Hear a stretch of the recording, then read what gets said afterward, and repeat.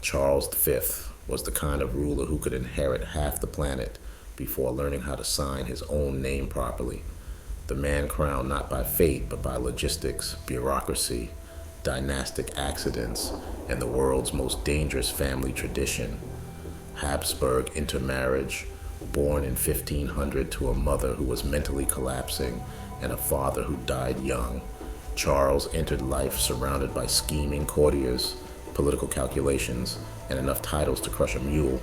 King of Spain, Archduke of Austria, Duke of Burgundy, Lord of the Netherlands, and eventually Holy Roman Emperor, a position so vague, chaotic, and feudal that ruler was more of a suggestion than a job description. His dynasty, the Habsburgs, believed in three things: marriage as warfare, Catholicism as law, and Europe as their property. Charles grew up in Flanders, speaking French, surrounded by Burgundian luxury, and absorbing court politics like a dry sponge thrown into poisoned wine. He entered adulthood quiet, pale, awkward, and reportedly so unexpressive that ambassadors wrote home saying they weren't sure he possessed emotions, a perfect mask for a man who would soon try to control more square kilometers than any European born before the age of gunpowder.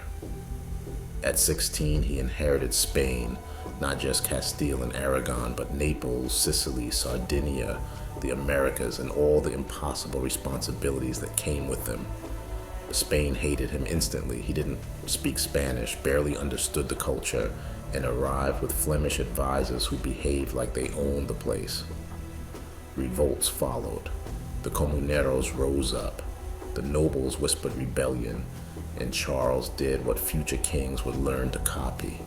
He crushed the revolt brutally, replaced the complaints with taxes, and announced he would rule the way God intended. Absolutely. Then at 19, he became Holy Roman Emperor, defeating Francis I of France in an election that involved more bribery than a medieval casino night. Overnight, Charles found himself responsible for a dysfunctional German empire made up of hundreds of states, each led by a prince who obeyed only when terrified or bribed, preferably both.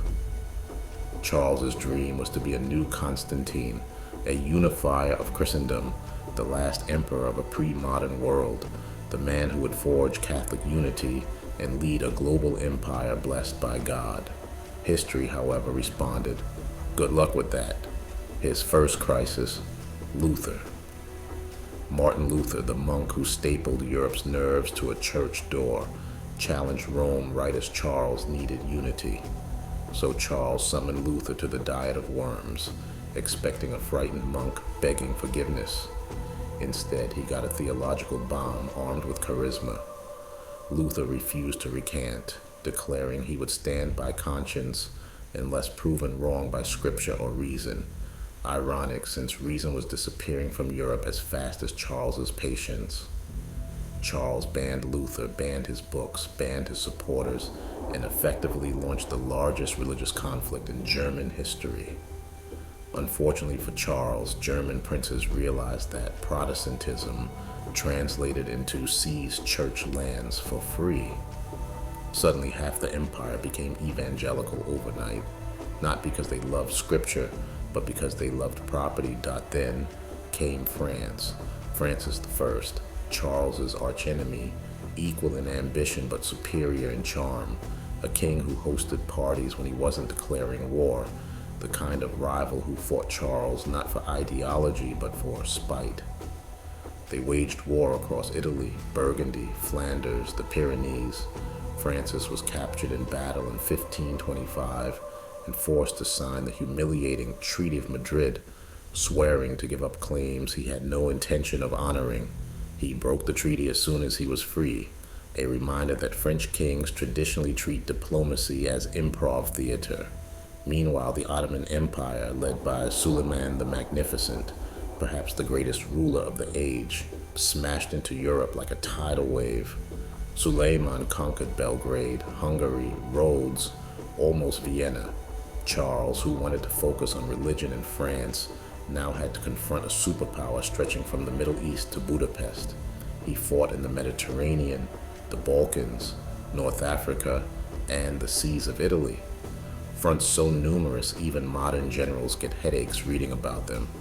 And while Charles fought the Turks, Spain was busy turning the Americas into a gold pump and a graveyard. Conquistadors slaughtered indigenous peoples, extracted mountains of silver, enslaved entire populations, destroyed entire civilizations, and shipped wealth to Spain, which Charles immediately spent on more wars, ensuring Spain remained fabulously rich on paper and catastrophically bankrupt in reality. In 1527, Charles's unpaid German mercenaries decided to loot Rome, the center of Catholicism, in what became the most ironic disaster of the century. The defender of the faith accidentally destroyed the Pope's city. It was so brutal the Pope fled into Castel Sant'Angelo and hid like a medieval hostage, while Charles politely apologized for the misunderstanding. Then came the Schmalkaldic War, Charles's attempt to smash Protestantism.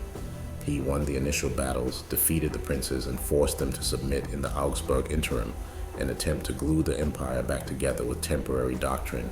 It failed instantly. Protestantism grew stronger, German princes grew angrier, and the empire grew more divided. By the 1550s, Charles was physically and emotionally collapsing. The Habsburg jaw, so famously inbred it looked sculpted by a drunk stonemason, made eating difficult. He suffered gout, fevers, kidney stones, insomnia, seizures, and depression. He spent entire nights in pain, surrounded by documents describing wars he could not win and allies he could not trust. His dream of Catholic unity turned into a nightmare of endless religious fragmentation. His dream of controlling Europe became a reality of Europe controlling him. So he made the most bizarre, dramatic, and unprecedented decision in royal history. He quit. He abdicated everything. He divided his empire like a stressed landlord, evicting himself from his own property, Spain, the Americas, and the Mediterranean, to his son Philip II, a man even more rigid and fanatical than his father, the Holy Roman Empire, and Austria to his brother Ferdinand, a man far more practical and sane. Charles then retired to the monastery of Yusta in Spain, not in peace but in agony. He prayed, painted clocks, raised fish, and reportedly reenacted his own funeral to prepare for death, because nothing in his life could be done normally. He died in 1558, age 58, but looking decades older, a man crushed by the weight of crowns he was raised to desire but never truly able to carry. He left behind shattered idealism, burned out kingdoms, a divided Europe, a bankrupt Spain, a fractured Christianity, endless wars, and a dynasty so interbred that its future looked like a genetic time bomb. And yet Charles V remains one of the most important figures in Western history, the emperor who tried to fuse medieval unity with early modern power and learned the most universal truth of ruling. The world is too big for one man, no matter how many crowns he wears or how loudly he claims God put him there.